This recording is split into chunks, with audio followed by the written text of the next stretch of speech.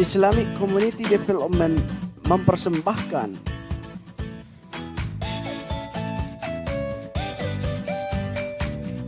Jangan lupa subscribe ya, like, comment, and share.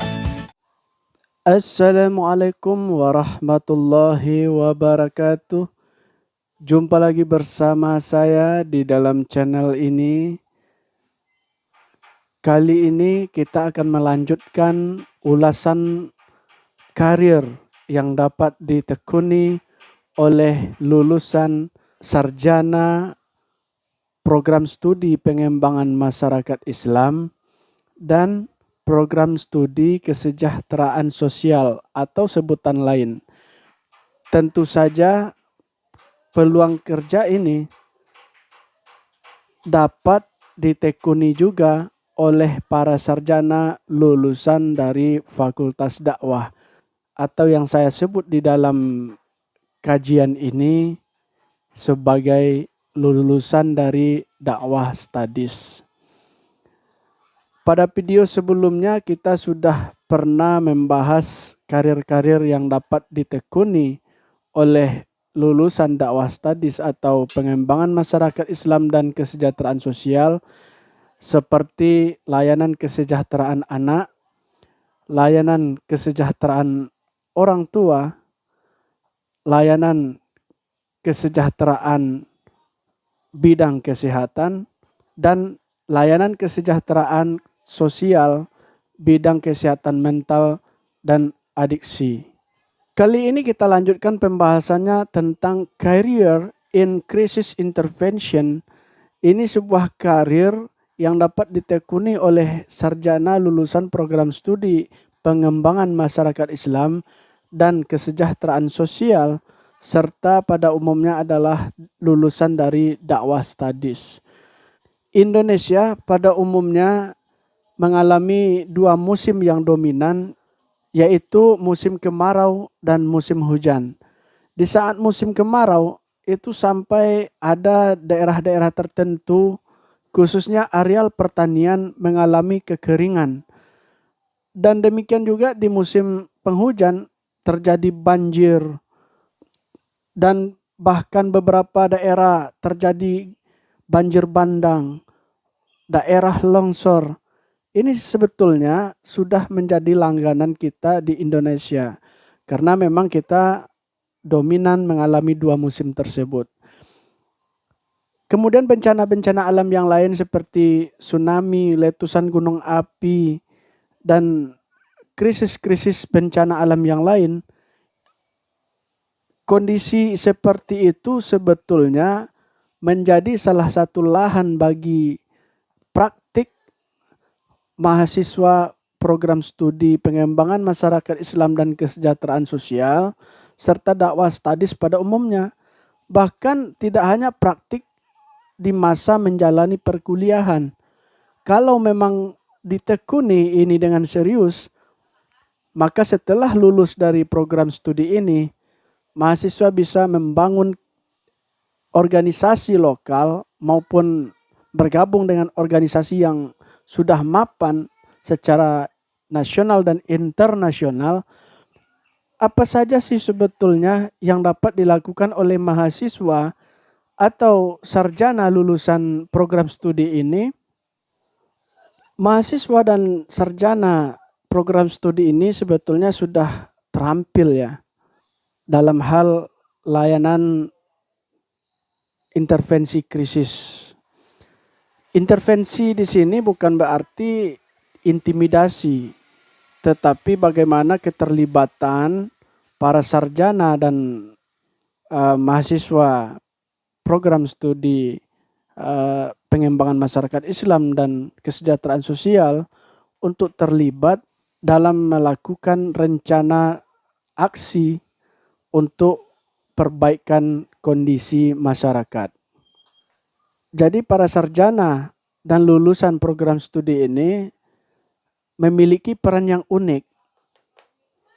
Dia dapat menempati posisi penting, katakanlah top leaders, dalam memimpin penanganan masalah.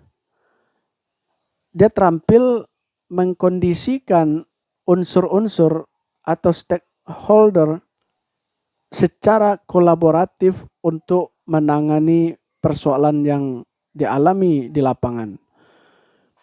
Namun kadangkala karena ini tidak diasah pada saat perkuliahan, sudah dapat dipastikan keterampilan ini tidak lahir begitu saja. Tentu saja keterampilan ini lahir dari sebuah proses yang panjang. Maka sudah selayaknya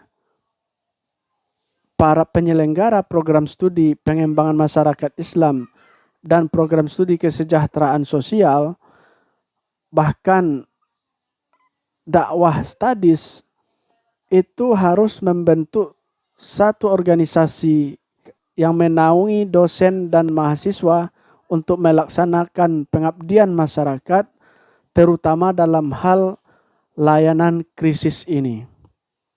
Kalau kita perhatikan, sebetulnya kondisi krisis tidak hanya terjadinya bencana alam. Contoh saat ini di beberapa pemberitaan media mengungkap terjadinya kasus-kasus kekerasan terhadap anak dan perempuan. Ini juga menjadi salah satu bidang yang memerlukan layanan krisis. Maka keahlian sarjana program studi pengembangan masyarakat Islam dan kesejahteraan sosial dalam hal intervensi krisis ini sangat diperlukan untuk masyarakat, terutama masyarakat yang terdampak atau dalam bahasa profesi kita dikenal dengan klien kita.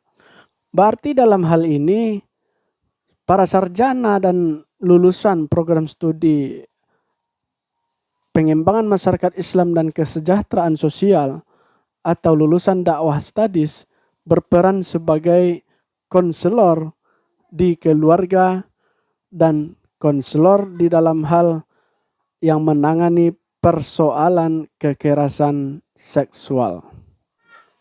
Lalu apa yang bisa dilakukan? Yang pertama, sesuai dengan keahlian di bidangnya, bahwa sarjana lulusan ini dapat melakukan pendidikan dan memberikan pengetahuan kepada masyarakat. Dengan pendidikan dan pengetahuan tentang kekerasan misalnya, akan menumbuhkan kesadaran bagi masyarakat, terutama dalam hal kesadaran hak dan tanggung jawab, serta partisipasinya untuk mencegah supaya tidak terjadinya kasus yang berulang. Ya, salah satu partisipasi barangkali dengan melaporkan kejadian-kejadian yang janggal seperti kekerasan terhadap anak, kekerasan terhadap istri atau suami, atau KDRT. Nah, itu bisa langsung dilaporkan. Kalau masyarakat sudah dibekali dengan pengetahuan, maka mereka akan berani untuk melapor. Tetapi kadangkala karena mereka tidak memiliki pengetahuan yang cukup dalam hal ini, bahkan mereka takut menjadi saksi pada satu kasus di proses pengadilan. Nah, ini yang kadangkala menghambat untuk pemberantasan kekerasan seksual dan KDRT yang terjadi di masyarakat. Lalu fokus yang terakhir dalam berkarir intervensi krisis ini adalah advokasi kebijakan. Ini sebetulnya banyak kasus baik lokal maupun nasional, kasus-kasus yang masyarakat dirugikan, misalnya dalam hal pembangunan pabrik, pembangunan fasilitas pemerintahan dan fasilitas swasta, itu kadangkala hak-hak masyarakat itu tidak terpenuhi dengan baik.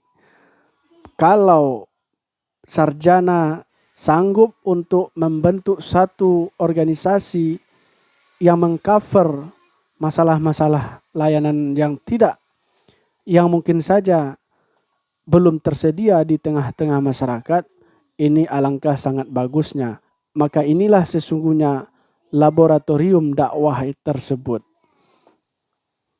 Bagi mahasiswa dan juga praktisi dakwah studies, tetap stay tune di channel ini karena akan ada beberapa edisi lagi kita mengulas karir-karir apa saja yang bisa ditekuni oleh lulusan sarjana Fakultas Dakwah dan Komunikasi. Barangkali itu saja ulasan kita pada hari ini. Semoga bermanfaat. Assalamualaikum warahmatullahi wabarakatuh.